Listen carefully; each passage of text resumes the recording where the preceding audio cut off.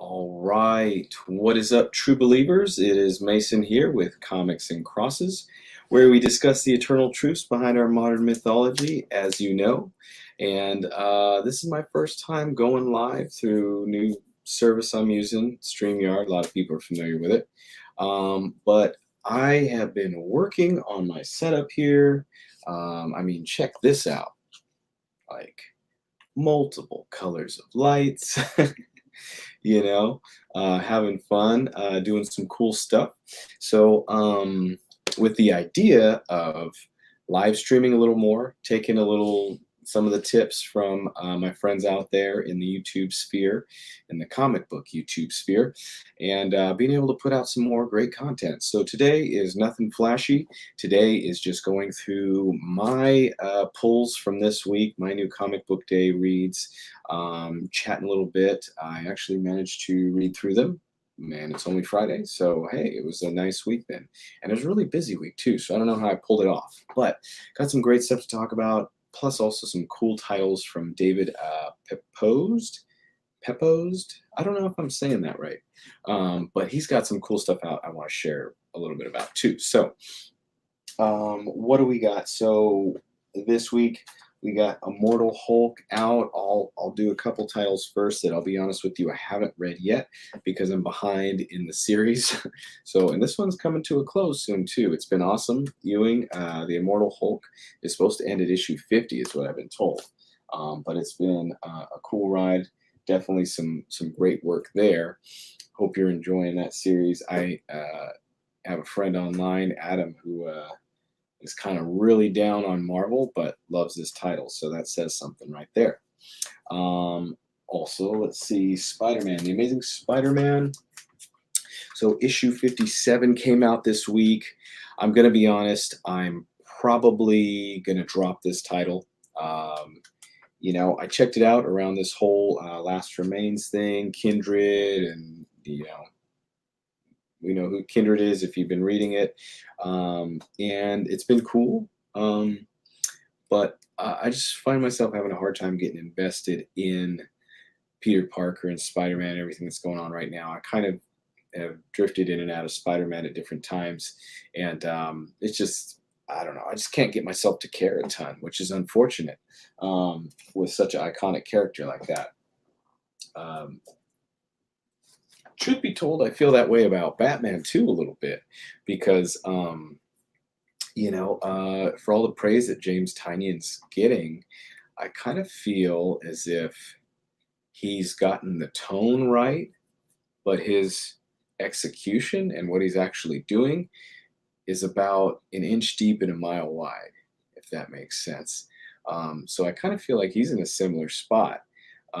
Some cool ideas, some cool setups that we never really see fleshed out very much. Some kind of disappointing threads that ended up not unraveling all that much in Batman, in my opinion. Something is killing children, a lot of fun, make a great show or movie whenever that happens. What are the other titles he's doing? Department of Truth, read the first issue, wasn't for me, but some people love it. So, but on the note of Spider-Man and Peter Parker, there's a new Peter Parker that I definitely recommend. He has an issue that came out this week. It's Erratic. Erratic is an AWA Upshot title, so a little harder to find. It's a small, kind of indie publisher, but it's definitely had some big names on it. Erratic kind of spins out of a story miniseries called The Resistance by J. Michael Straczynski. So definitely well-known writer, and that was a great series. And Erratic kind of seems to be tied a little bit. They haven't fleshed it out too much, but about a high school kid who moves to a new town and basically can have superpowers for 15 minutes at a time. So it'll be interesting to see how that plays out, but it really feels kind of like, I think, Peter Parker, the like model of Peter Parker in our hearts feels like that high school kid who's trying to fit in and has these kind of strange powers that he's grappling with. So I see a lot of potential for that title. And JMS came into AWA that new label to try to help them really build a shared universe. So there's a lot of fun potential there. So let's see. Other than that, we got Knights of the Golden Sun. Issue 9 came out this week on Wednesday, and so this is from Mad Cave. This is another title that's, small publisher, can be tricky to find unless you ask for it ahead of time. By Mark London and Villarreal, Justin Birch, guy you can find online a lot, Comic Burrito Crew and stuff. So it is a interesting title. This is the second issue in the second volume, so it just came back after a little bit of a break. If you're not reading it, maybe give it a shot. It's about archangels and demons and Alexander the Great. So there's some crazy stuff. It's pretty cool though. It's, right up my alley. I definitely get what's happening, about the archangels basically trying to protect the bloodline of King David. David and Goliath, maybe you're familiar with that, because Christ, or the golden sun, the light of God, is supposed to come through David's bloodline, which Jesus was part of King David's bloodline. So interesting stories, cool artwork that's grown on me, but also kind of frustrates me at times. I feel like the spatial orientation and awareness is off at times. Like, characters come out of weird directions, and I'm like, where is everybody in this space? But at the same time, I complained about that in the first volume, and I think that the artist has done better with that in this second volume, starting with the last issue. Some really cool settings, really cool visuals, and spaces that the characters are occupying. So other than that, so that's one unique title. But then there's all the DC Future State. So I didn't get all of it, but here's what I got: Dark Detective, Green Lantern, and Teen Titans. Those are the Future State books I got, and I'm hearing a lot of good things about Robin Eternal. So I kind of feel like I want to go find that if I still can. And then that one I need to find, and then Erratic issue 2, which I was just talking about, which is on my pull, but my LCS messed it up, didn't get it in my box for some reason. So I missed out on that one. So hopefully that gets rectified real soon. We shall see. And then, so my thoughts on Green Lantern, I read first. So DC Future State Green Lantern. It's another one of these ones. It's kind of like 3 stories bundled into one. I thought it was, the first story is a little weird with Jon Stewart. It's cool, but it was cool. I was trying to be along for the ride. They used some weird words like Battlestar Galactica. They used to always say, frack or something like that. So they try to make up funny curse words like that. I don't know. It feels kind of goofy to me, a little goofy. I don't know that it sells so well. And then the other stories were cool though. They were kind of cool, but I really thought that this Green Lantern book was going to be a lot better. I may just kind of let it go because I haven't been reading Green Lantern, but I want to read Green Lantern. So I thought, here's a good point to kind of pick up on some stories. So it was cool. It was cool. It is what it is. Teen Titans, I was actually excited to check out. So here was the Green Lantern, Future State, It's kind of different scenarios, 3 different stories, but all kind of revolving around the power battery. The main Green Lantern power battery has been shut off. So there are different characters dealing with that. Here's our Teen Titans cover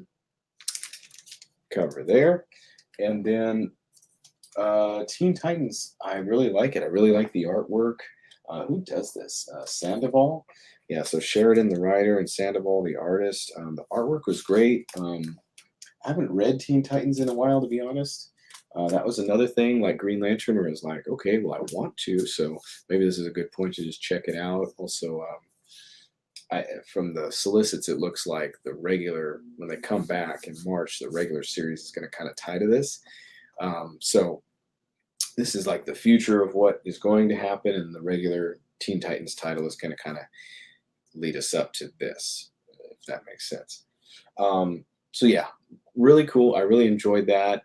It's neat to see kind of the main classic Teen Titan members back and also being involved. And it seems like they set up some kind of a there was some kind of Titans, basically like Strange Academy, but in DC, and for Titans kind of thing. So that was cool. Dark Detective, I really liked. So Dark Detective is showing us what's happening with Bruce Wayne in this whole future state scenario, where basically, the magistrate is kind of running Gotham, and I'm liking future state, and I want to say that I think I think DC should go with this. like, I mean, people at first, I was like gonna just blow off. I think people felt like, let's just blow off future state. Why is it even happening? It was like they were gonna do this 5G event, and then they pretty much just repackaged it into this future state thing. There wasn't really a ton of like positive buzz around it, but now that the actual books have come out, I think maybe because they have fresh writers who are allowed to do different things, it actually feels really good and refreshing and kind of interesting. Whereas, I'm hearing rumors of them bringing Alfred back in Batman, and, where nothing ever changes, where it always kind of the status quo is upheld. But it's like here, there's some interesting scenarios and different situations for our heroes to be in. And I'm kind of feeling like after week 2, it's like, man, let's run with this. Like, let's just say everything's different now, and try some new stories. I don't know. I mean, maybe have some titles too that are classic that go through, let them be Black Label, let them be whatever, Earth 100 or 5 or 2 or 0 or -1. I don't care, whatever. So that's future state. I think it's going well. And then lastly was for this week was Bleed Them Dry. This is from Vault Comics. If you didn't get a chance to read this series, pick up the trade when it comes out, because this was a really cool, really well written story. It's from Vault Comics. It was a 6-issue series, and it just wrapped this week, and I really enjoyed it. It was a really cool, under the radar kind of indie title, and it was a futuristic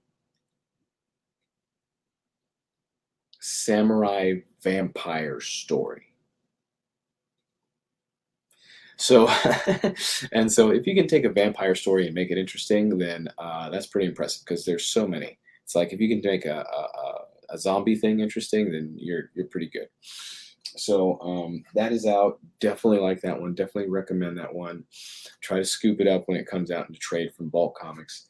And then lastly, I've been reading some. I finally gotten around to reading. I think this came out last week. Scout's Honor from Aftershock, and this is by David Pepose. Hopefully, I spelled his name right. I don't know, but and Luca Casalanguida. Really cool book. I mean, it's a great setup to a new series. This is an issue 1 coming out on Scout Comics. It may be tough to track those down, but I think a lot of people that were seeing the solicits on this saw potential for this to be a really cool story. And what it is it's basically futuristic post-apocalyptic world where everybody comes out from under their bunkers once the radiation has kind of died down after nuclear fallout or whatever. And there's a group of Boy Scouts that has basically goes into this new world and rebuilds their lives using the Scouts Handbook as if it's like the Bible. And so it's a cool story. It's a cool setup. I think that the writer, that David, presents some interesting dilemmas for our main character to deal with.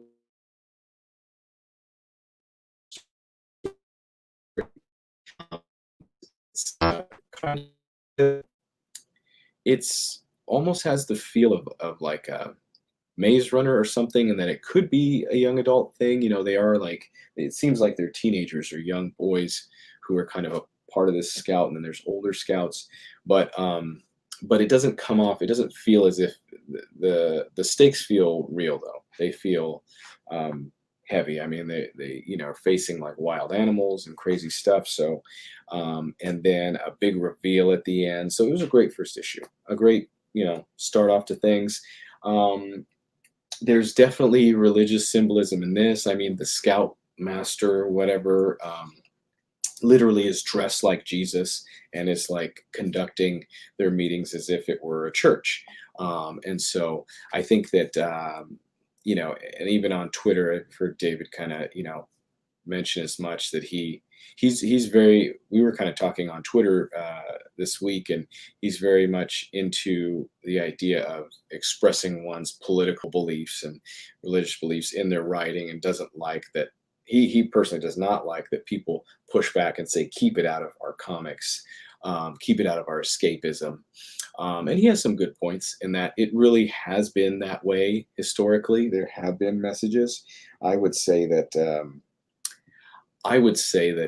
and I have said as much on Twitter. You can follow me at comics N crosses, comics the letter N crosses, because they don't give you that many characters for your Twitter handle. Comics and crosses on Instagram.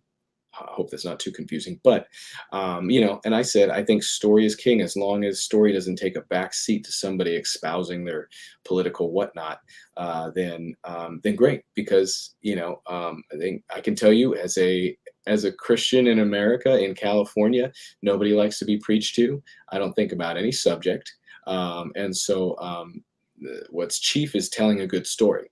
And with that said, I think David does a great job in here. I think it's an interesting story. It's engaging. You can definitely. I think I'm looking for it because I have the mind of a writer, and I love stories.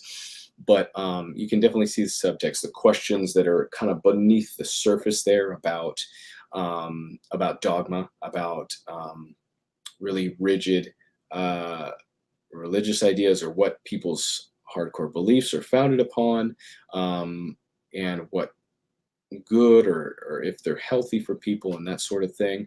It's fascinating, and I think there's a lot more that'll be gotten into here.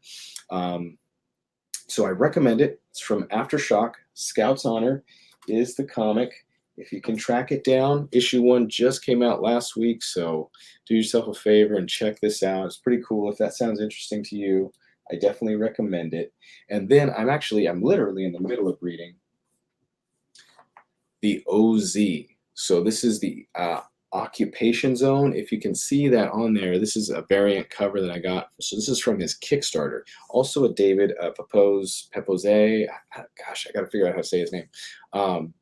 Also from him, with a different artist, Rojas on this one, but it is a retelling of the idea of the Wizard of Oz. So, and in this case, Oz stands for Occupation Zone. And so it's kind of like a militaristic run or controlled Oz, if you can imagine. And the flying monkeys are armed there. You see they're like the soldiers. And so I'm sure there's going to be a ton of, political commentary and whatever. I actually haven't finished reading this yet, but the artwork is amazing. It's really, really good. This is a really beautiful book. The cover, everything, the quality. The Kickstarter campaign that it came from made well over its goal. And I listened to interviews with David, and he was very big on putting as much as he could into the book, making better quality paper, printing, and you can tell when you get it. I mean, this thing's beautiful. It's a hefty book, 1 of 3. It's called the OZ.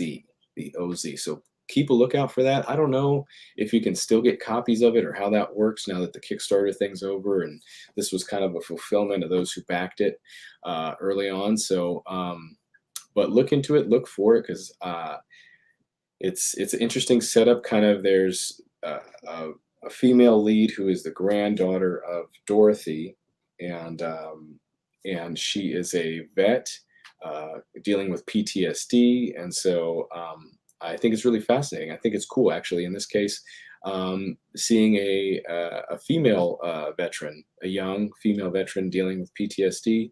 I do think that's interesting, and I think that it's obviously going to tell a story with her. I don't think it's too, at least so far. I haven't finished it, but it doesn't seem too preachy yet. And I think it is important to hear voices like that because I'm 34, almost 35, and there's so many people my age, friends I've met since I moved to a new town a couple years ago that are veterans that are my age that are dealing with, having been out in war, having sustained injuries, some physical, some mental. And so, yeah, so it's great because there are really people like this who exist who go back to Kansas or wherever they're from and have to live life post-war. So, post-conflict, post-serious life and death situations. So anyway, that's my little tag on to this week. I am really enjoying this content that's come out from David.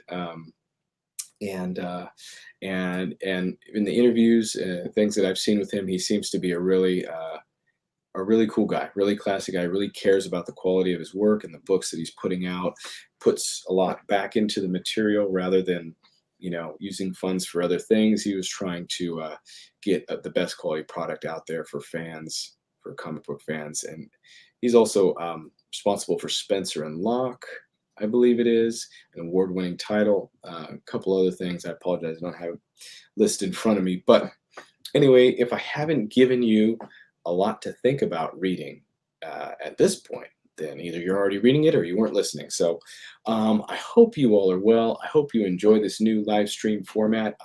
I'm planning to, I would like to do this a lot more regularly. It makes things easier for me. Although I come from a video production background, just being able to turn a light or two on and get going is a win for me. So, so that is what we got for today. So God bless everybody. Enjoy your comics. Enjoy your week. I hope to see you back here soon. Please share, subscribe, hit the notification bell, and follow me on Instagram and Twitter for other fun goings-ons and stuff like that. So God bless everybody. Peace.